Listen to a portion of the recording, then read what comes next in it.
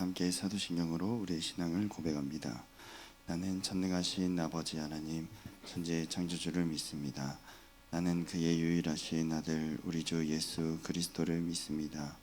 그는 성령으로 잉태되어 동정녀 마리아에게서 나시고 본디오 빌라도에게 고난을 받아 십자가에 못 박혀 죽으시고 장사된 지 사흘 만에 죽은 자 가운데서 다시 살아나셨으며 하늘에 오르시어 전능하신 아버지 하나님 우편에 앉아 계시다가 거기로부터 살아있는 자와 죽은 자를 심판하러 오십니다. 나는 성령을 믿으며 거룩한 공교회와 성도의 교제와 죄를 용서받는 것과 몸의 부활과 영생을 믿습니다. 아멘. 찬송가 380장 나의 생명 되신 주 함께 찬양하겠습니다.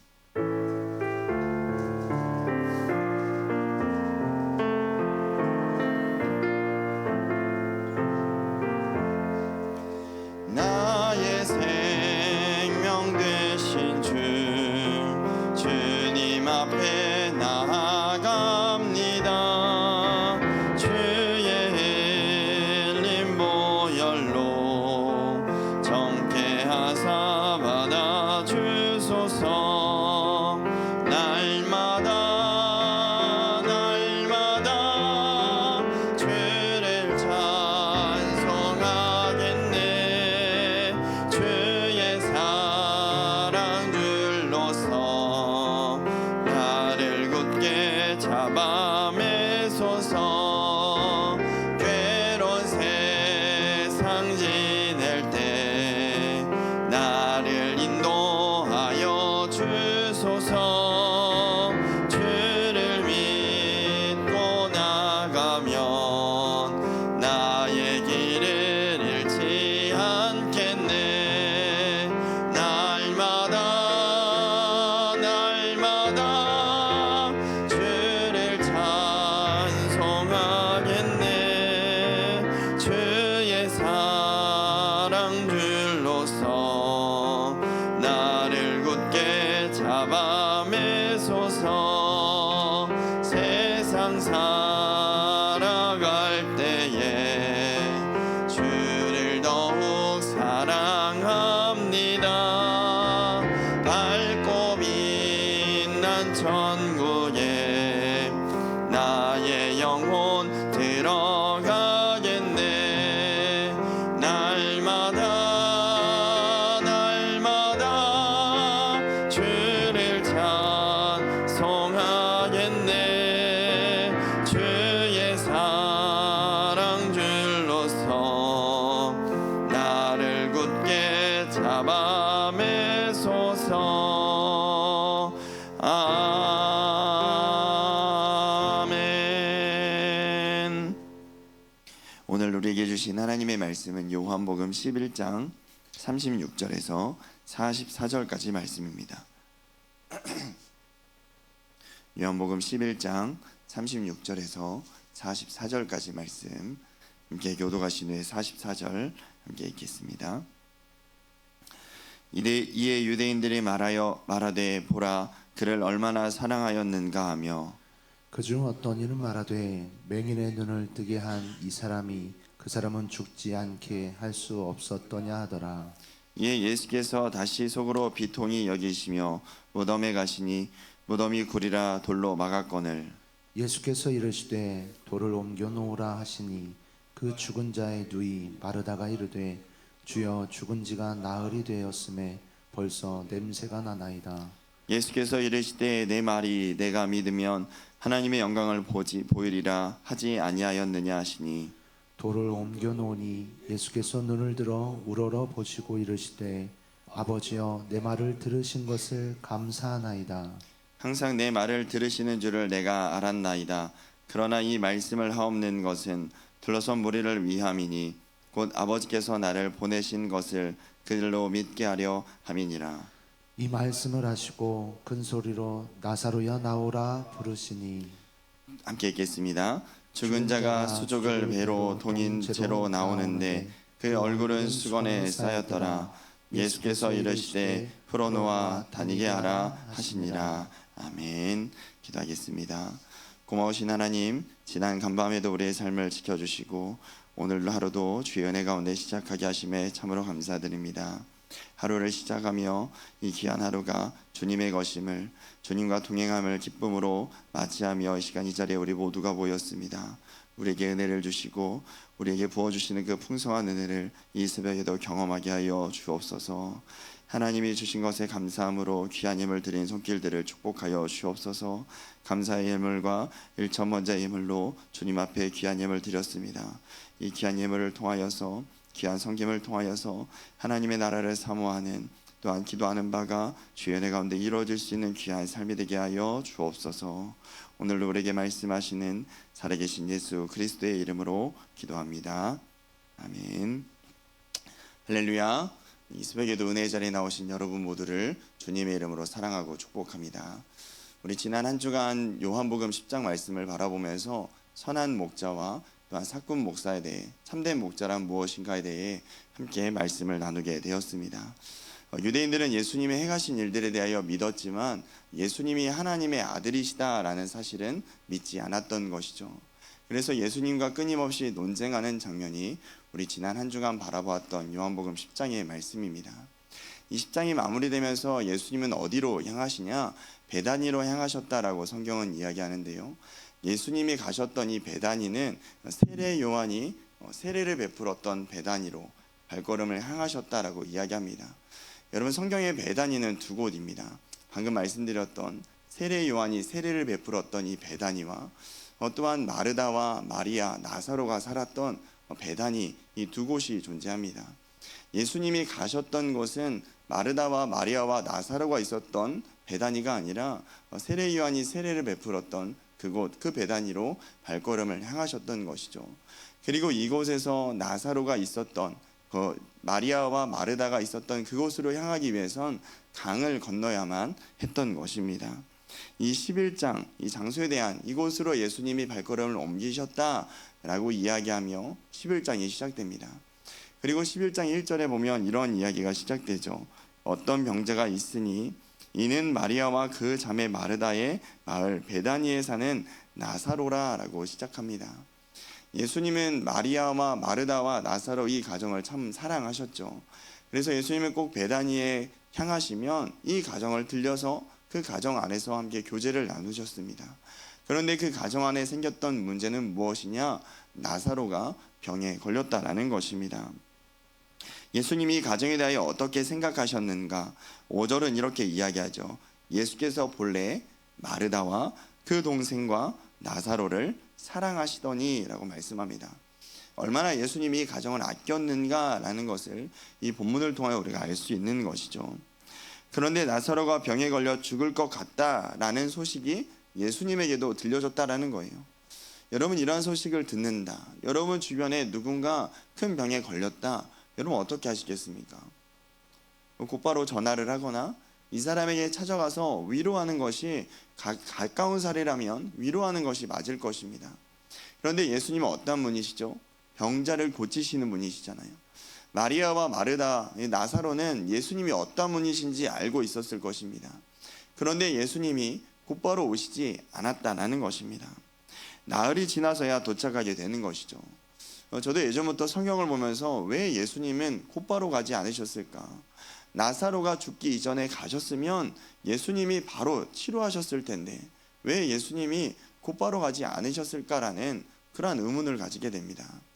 그런데 오늘 말씀, 11장 전체의 말씀을 묵상하다 보면 예수님은 마르다와 마리아, 그리고 이 본문을 읽게 되는 우리에게 말씀하시고자 하는 게 있습니다. 그것은 무엇이냐?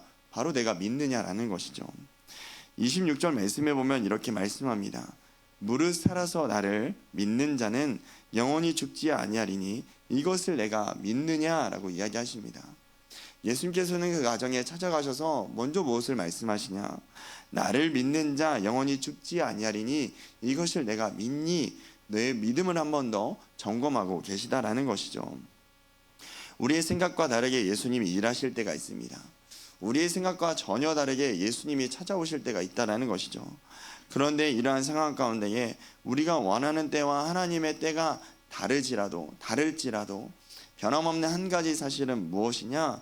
예수님이 우리를 향하신 그 사랑은 변함이 없다라는 것입니다. 나의 생각과 내가 원하는 때가 다를지라도 예수님이 일하시는 것은 우리의 상황과 누구보다 우리를 잘 알고 계시기에, 그리고 그 믿음을 점검하시고자 때로는 역설적으로 이러한 상황을 마주하게 하시기도 한다는 것입니다. 대부분의 사람들이 문제가 생기면 이 문제가 빨리 해결되길 원합니다. 그리고 내가 원하는 때에 해결되기 원하는 것이죠. 그래서 내가 원하는 때에 이 문제가 해결되지 않으면 예수님을 향하여 어떤 마음이 들죠? 섭섭한 마음이 들게 됩니다. 예수님이 나를 사랑하지 않으신가? 나는 이 문제 때문에 너무나 어려운데 예수님은 나를 사랑하지 않는가라고 생각하게 됩니다. 그런데 이러한 문제가 기도 가운데 해결되어졌을 때에 우리가 또다시 깨닫게 되는 것은 무엇이죠? 하나님의 때가 있다라는 것을 경험하게 됩니다. 또한 더 나아가 하나님은 나를 변함없이 사랑하시는구나 라는 것을 경험하게 됩니다. 그래서 우리가 마주하는 문제들, 우리가 원하는 때 해결되지 않더라도 주님께서는 이러한 상황들을 통하여 우리의 무엇을 점검하시냐? 우리의 믿음을 점검하신다라는 거예요. 내가 나를 믿느냐? 내가 이러한 일을 행할 것을 너는 믿고 있느냐라는 이러한 믿음을 우리에게 점검하시기 원하시다라는 것입니다. 다시 오늘 본문에 돌아가면 예수님이 시간이 흐른 후에 사흘이 지난 후에 그들의 가정에 방문하십니다. 그리고 그곳에서 장례를 치르고 있는 이들을 만나게 되는 것이죠. 예수님이 갔을 때에 장례 중에 조문을 받고 있는 이들이 있었고 예수님도 그 모습을 바라보게 되십니다. 예수님은 괴로워하시고 마리아와 마르다에게 찾아가시고 그들은 예수님에게 이렇게 이야기하죠. 예수님, 일찍 오셨으면, 예수님이 조금만 일찍 오셨으면 우리 오빠가 죽지 않았을 텐데요 라고 이야기합니다. 그런데 이러한 말을 듣고 예수님의 반응이 더 놀랍죠. 오늘 우리가 함께 읽지 않았지만 35절 앞절의 말씀이 이렇게 마칩니다.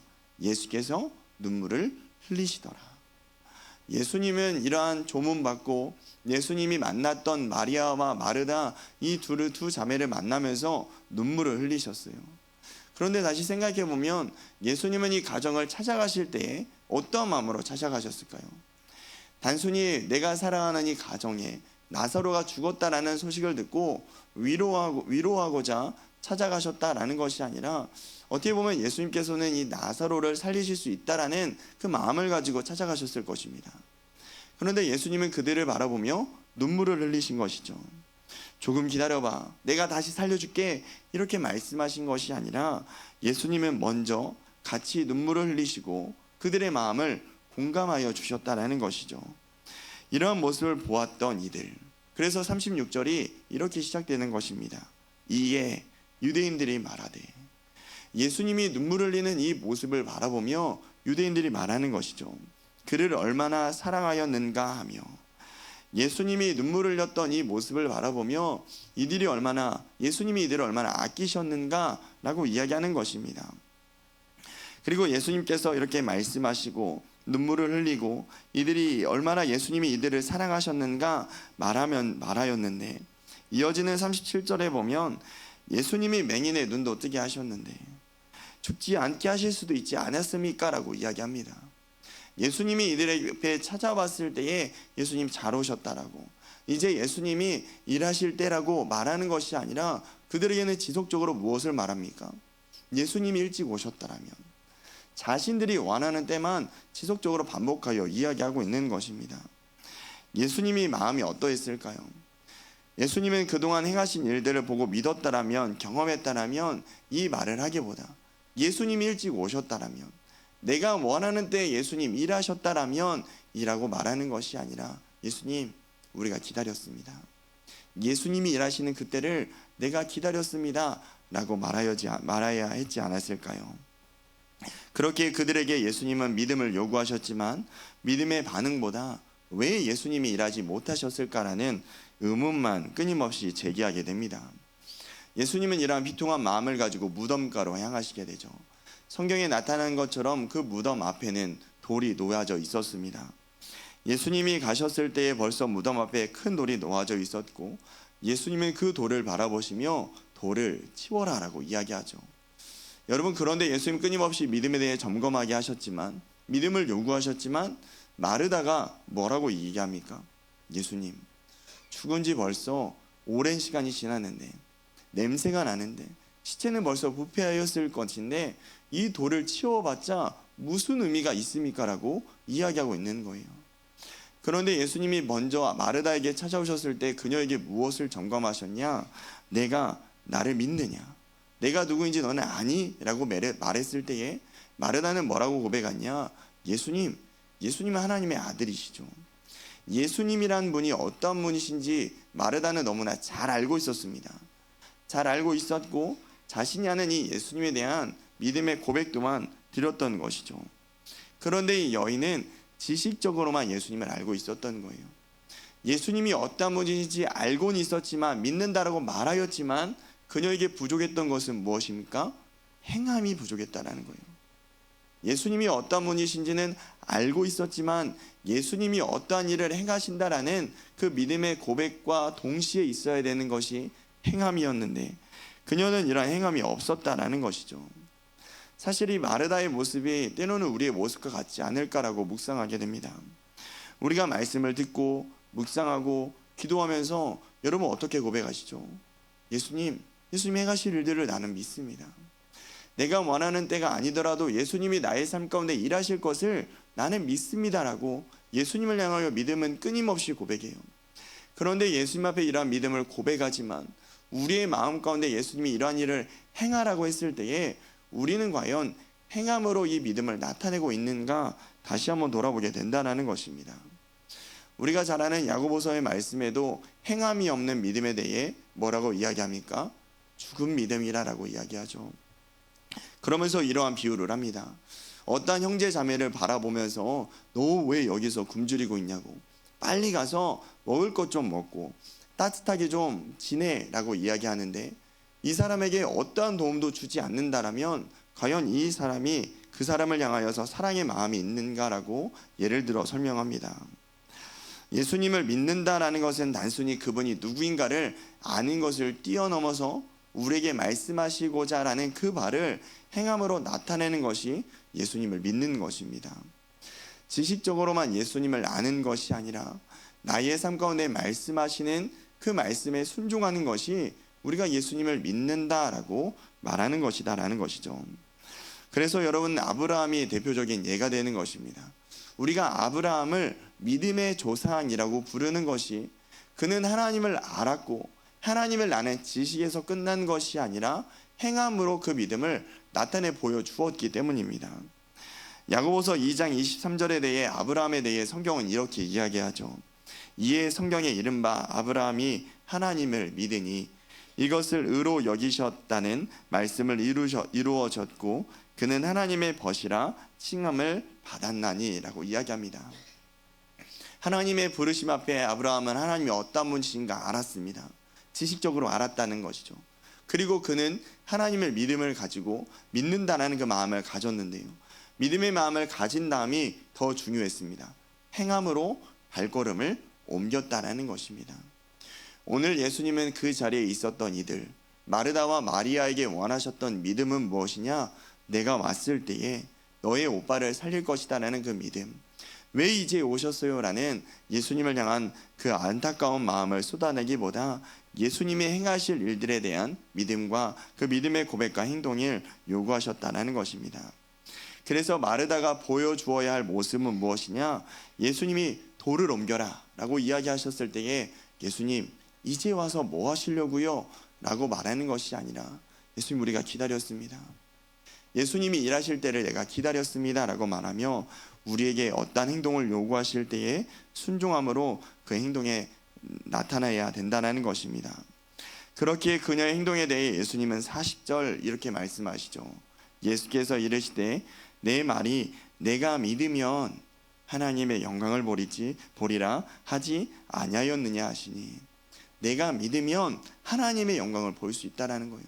너가 믿음으로 행동하게 되면 하나님이 일하실 일들을 볼 수 있다라고 이야기하죠. 그리고 예수님은 하늘을 향하여 아버지여 내 말을 들으신 것에 감사하나이다. 항상 하나님은 내 말을 들으시는 줄을 내가 아나니라고 말씀하십니다. 그리고 이렇게 행하시는 것은 그들을 믿게 하려 하신다라고 성경은 분명하게 이야기하고 있습니다. 오늘 나사로를 살리신 이 사건을 통하여서 예수님은 마리아와 마르다 그리고 오늘 이 본문을 읽고 있는 우리에게 무엇을 요구하시냐? 너가 하나님을 믿고 있니? 내가 어떠한 분인지 너가 지식적으로 알고 있니?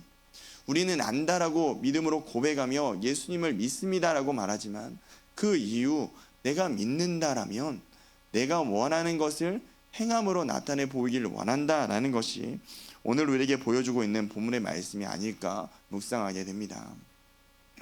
이전에 지난 월요일에도 우리가 말씀을 묵상하였을 때 예수님이 맹인을 고칠 때에 예수님은 그에게 뭐라고 말씀하시죠? 내가 인자를 믿느냐라고 이야기하셨습니다. 내가 어떠한 사람이지 너는 아니? 이 말과 더불어서 내가 믿으면 행함으로 나타내라라고까지 말씀해주고 계십니다.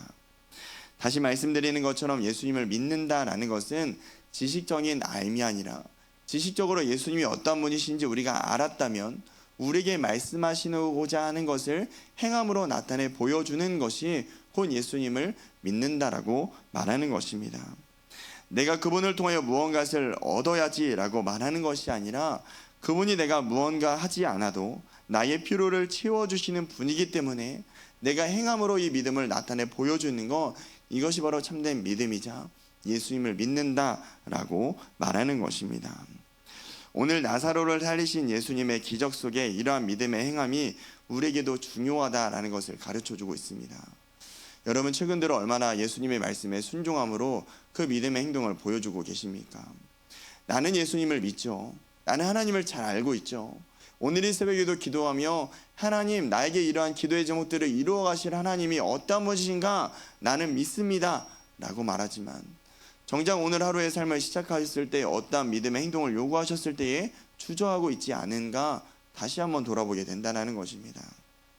오늘 내가 믿으면 이러한 단순한 지식적인 믿음을 뛰어넘어 행함으로 그 믿음을 보여줄 수 있는, 나타낼 수 있는 우리 모두가 되시길 주님의 이름으로 축복합니다. 말씀을 정리하며 예수님은 우리의 삶에 찾아오시고 우리에게 자신이 어떤 분이신가 끊임없이 말씀해 주십니다. 우리는 지식적으로 예수님이 어떤 분이신가 알았고요. 우리의 믿음의 고백을 통하여 예수님은 이러한 분이시죠 라고 고백하고 있습니다. 오늘 이 시간 우리의 삶 가운데에 이러한 믿음의 고백과 더불어 행함으로 그 믿음을 나타내 보여줄 수 있는 우리 사랑하는 부여중학교의 모든 성도님들이 되시길 주님의 이름으로 축복합니다. 오늘 우리의 삶에 말씀하시고 그 말씀에 행하길 원하시는 그 주의 음성이 들려지고 순종함으로 그 믿음을 나타내 보여줄 수 있는 우리 모두가 되길 다시 한번 주님의 이름으로 축복합니다. 아멘. 다 함께 기도하겠습니다.